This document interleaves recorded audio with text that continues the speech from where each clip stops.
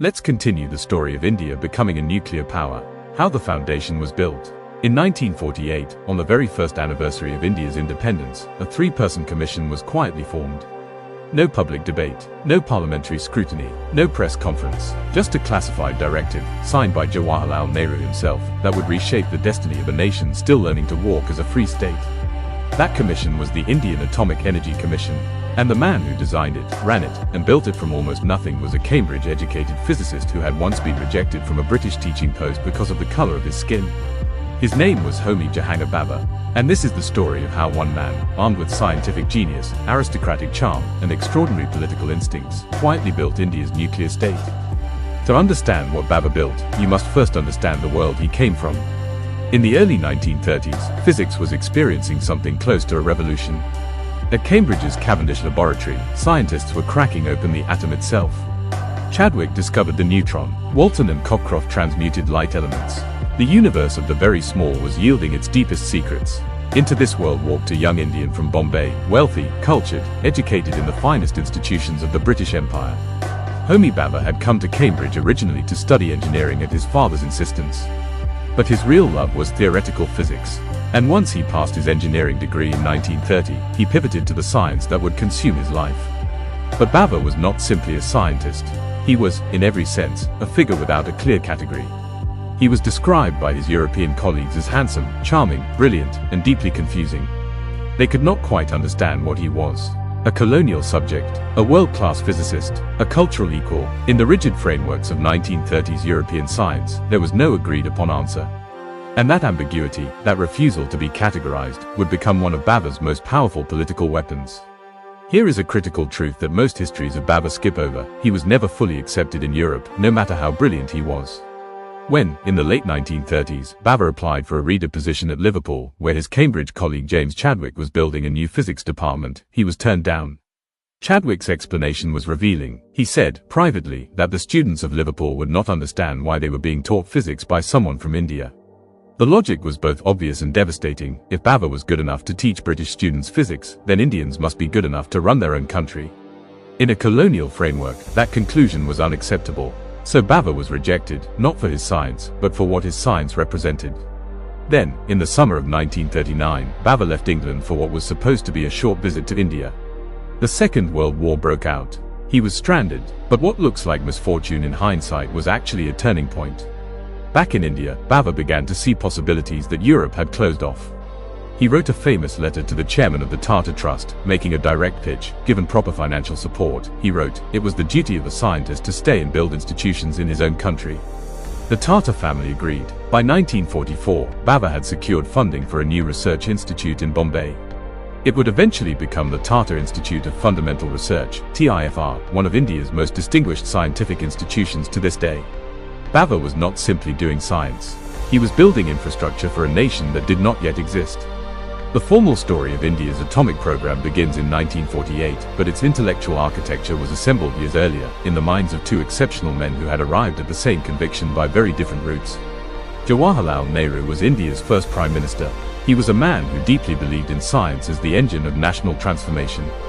In his 1947 presidential address to the Indian Science Congress, he spoke of science not merely as a technical tool, but as a philosophy, a way of thinking that could remake an impoverished nation into a modern one.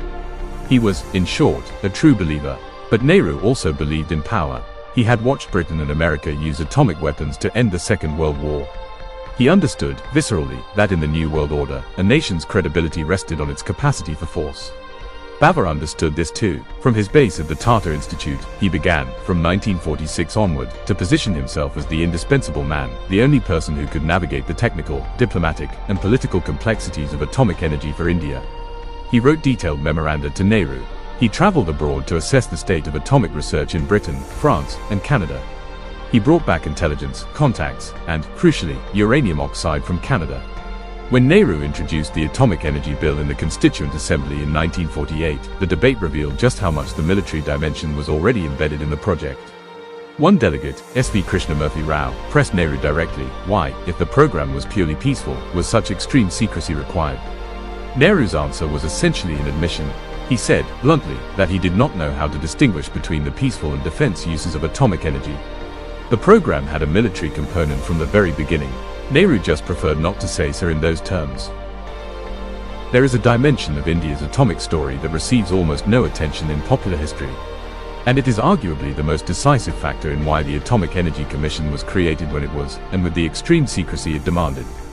That factor is thorium. On the southwest coast of India, in the princely state of Travancore, lay vast deposits of monazite sands, the primary source of thorium, a critical material in nuclear fuel cycles.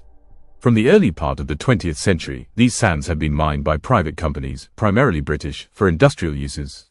But from the start of the Second World War, the British colonial state had quietly begun to track these deposits very carefully, because thorium had suddenly become strategically vital.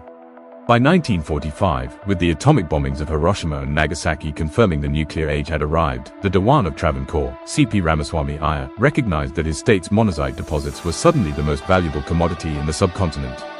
He began playing foreign powers against each other, inviting American companies to bid for extraction rights, leveraging British concessionaires, and ultimately embargoing all monazite exports. This crisis drove Nehru and Bhabha to act with extraordinary speed. In their minds, the monazite sands were India's only chip in the global atomic economy. If that chip was lost to foreign control, India's entire nuclear future would be mortgaged to foreign powers.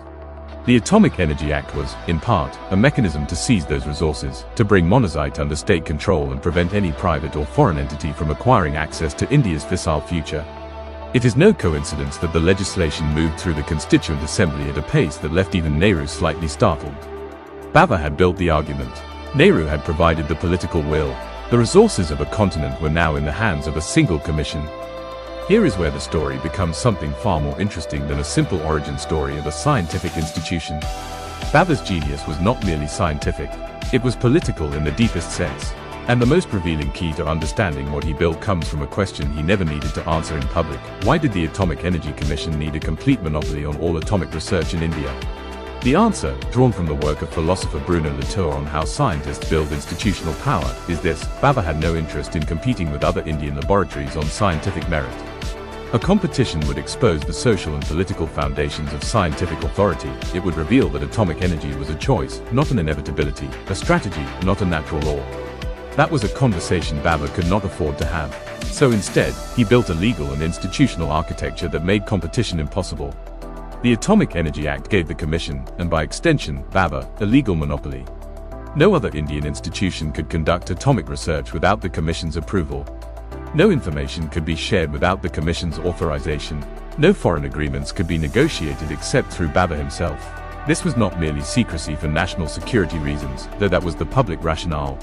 This was the monopolization of an entire domain of national life, concentrated in the hands of one man who reported only to the Prime Minister. Nehru, for his part, was perfectly comfortable with this arrangement.